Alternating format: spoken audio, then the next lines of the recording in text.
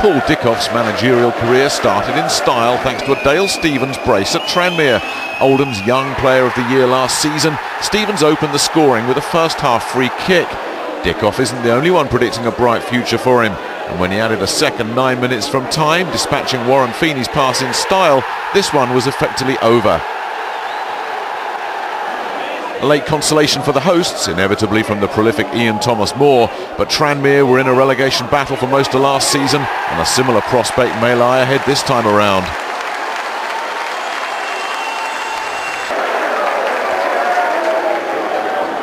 Just one goal at Walsall, scored by the visitors 5 minutes before the break. Ian Goodison reacting quickest to stab home Joss Labadie's header. Tranmere boss Les Parry played Ian Thomas-Moore despite the striker handing in a transfer request. Parry insists he'll do everything he can to keep him.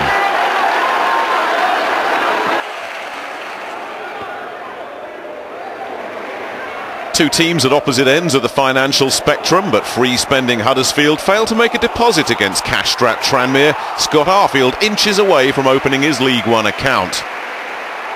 Normally a home banker, Huddersfield even went into the red when Gary Naismith picked up a second yellow after tangling with Joss Labadie. Terriers boss Lee Clark honest enough to give Tranmere lots of credit. I thought we were quite average, to be honest with you. Tempo of the game wasn't up to what we expect, and Tranmere come and done a good job. And so, as you say, one positive is a clean sheet, but not at all pleased with our performance.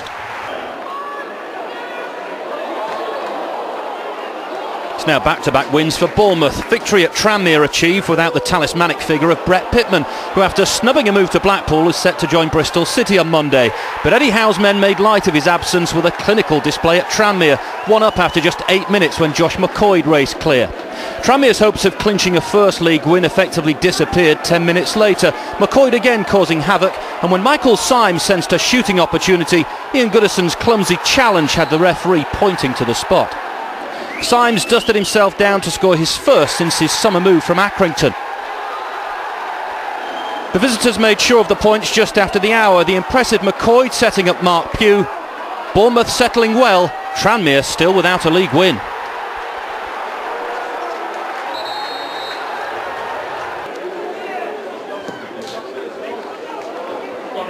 Swansea avoided a scare at Tranmere, whose only other win this season came in the last round at Walsall. Enoch Shawunmi got the hosts off to a flyer after Doris de Vries decided to go AWOL.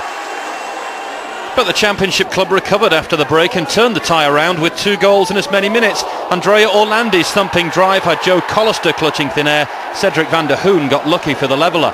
Scott Sinclair was thrown on as a second-half sub. He raced through to notch his first goal since his switch from Chelsea. Swansea 2-1 up. And their place in round 3 was sealed with only seconds left. Shefki Kuchi making absolutely sure, not a bad way to top things off.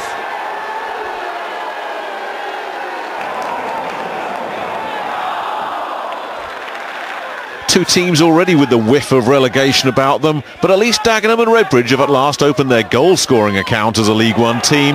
That honour goes to Romain Vassalo, whose header 7 minutes after the break put the Daggers in front.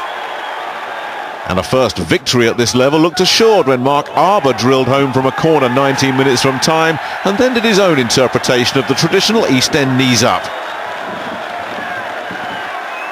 But John Still's overachievers couldn't hold on to their lead, and fellow strugglers Tranmere gave themselves hope 7 minutes later when Enoch Shawunmi's snapshot went in at the far post, his second goal in as many matches. And 2 minutes from the end, Aaron Creswell ended his 16-month goal drought with a beauty.